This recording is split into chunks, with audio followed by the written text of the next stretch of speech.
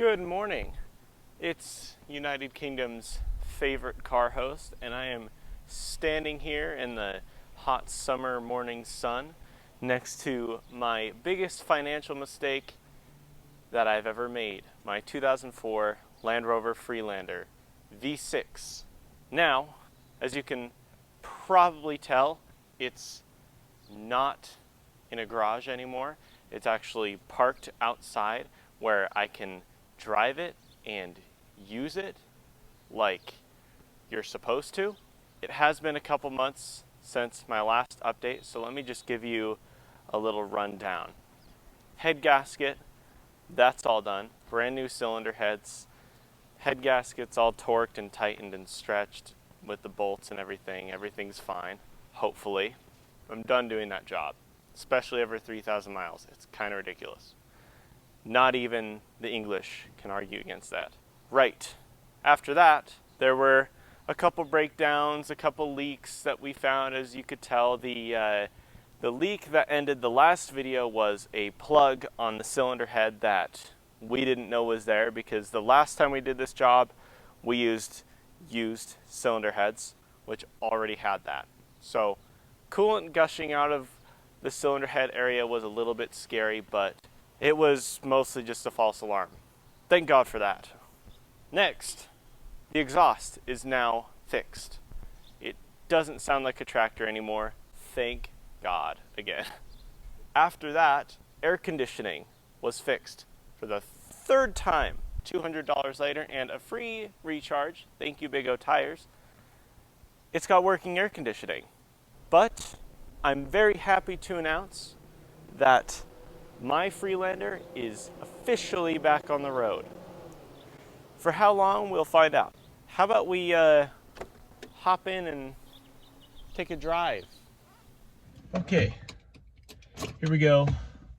Once again for a drive in the most reliable SUV in the world. Now, it is still quite far from a finished project.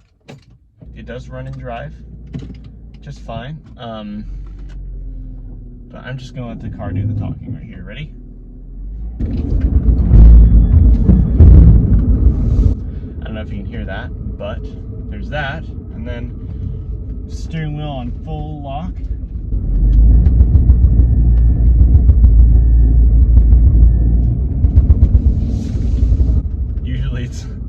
Usually it's actually a lot worse than that.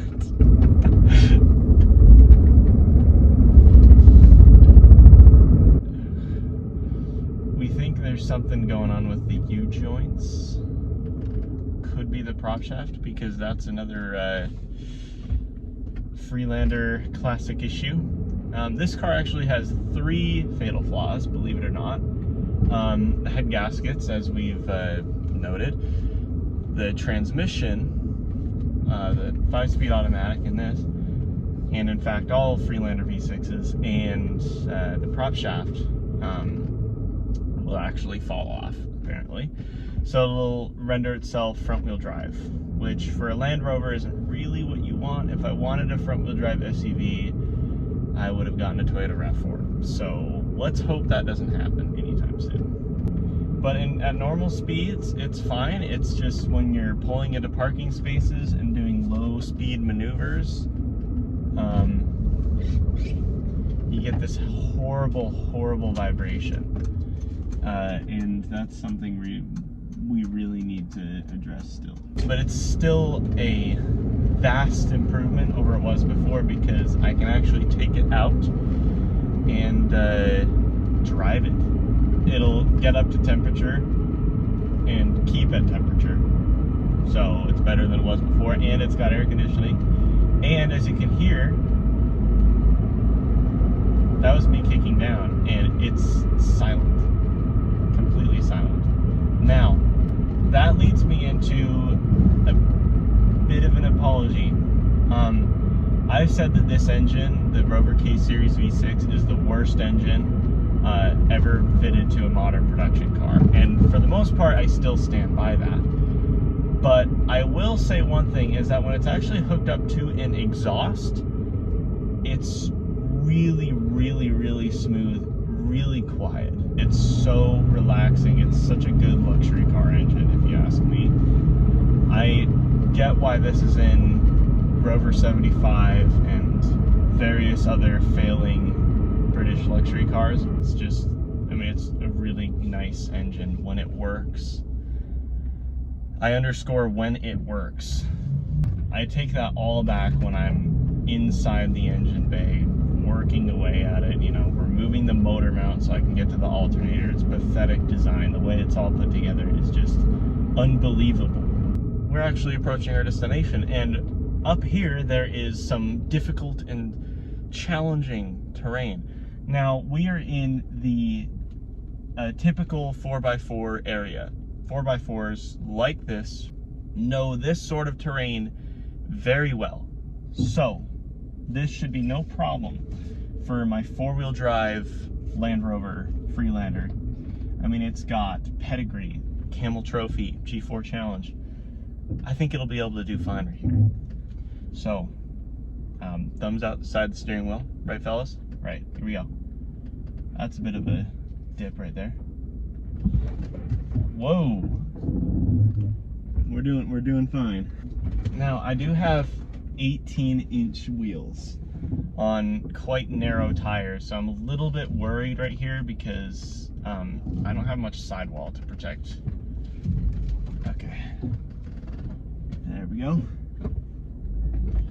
The V6 giving me plenty of power up and over that. Oh, yes. Okay. And I think, whoa, and we're through. And here we are at our typical 4x4 destination. Thank you for choosing Beans and Brews. We can start it for you. Hi, can I get a large Pondberry refresher, please, with the coconut milk? That'll be it for me. Awesome, look through the window. Sweet. This is what 4x4s do. I hate to tell you, but this is what they do most of the time. It's, hey, at least it's not Starbucks. This is a local coffee place. Way better than Starbucks. Hey, good, how are you? Good. $6.55 for you today. Thank you. Thank you for you. I'm doing a video about how most 4x4 SUVs like of this type spend more of their time in a coffee shop drive-through than they do off the pavement. That's funny. I think I'm correct in that. Okay, just give us a second on that. Okay, cool, thank you. Yeah, she left to be polite. But I mean, yeah, now that we're in a kind of a narrow space with a bit of echo, and you can hear just how quiet. I mean, that is a huge improvement over how it was before. So, thank you, Randy, for welding my exhaust with that bit of pipe. That was very kind of you to do, so thank you. Perfect. Thank you very much. Rob, man, enjoy. I almost said you too. I was very close. I stopped myself just in time. Ah, lovely. Now the Freelander has 4 front cup holders. So anyone who argues against how most of them spend their time going for coffee runs, yeah, your argument is invalid.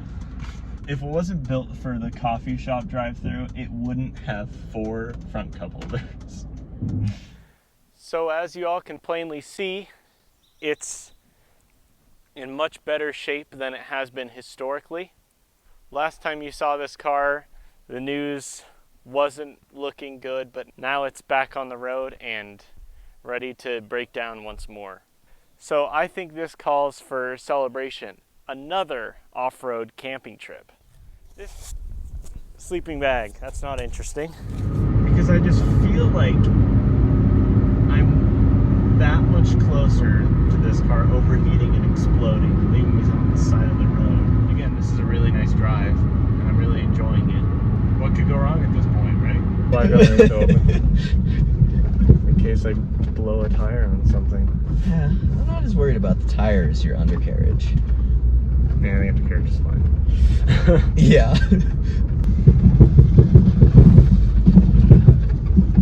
That's a sound back there. Yeah, I'm not sure what that is. What I got out of it. Whoa! Most of the time I decided that driving through branches was the safer bet. There's actually a lot of new scratches on it. Still, nonetheless, I was quite impressed with how easily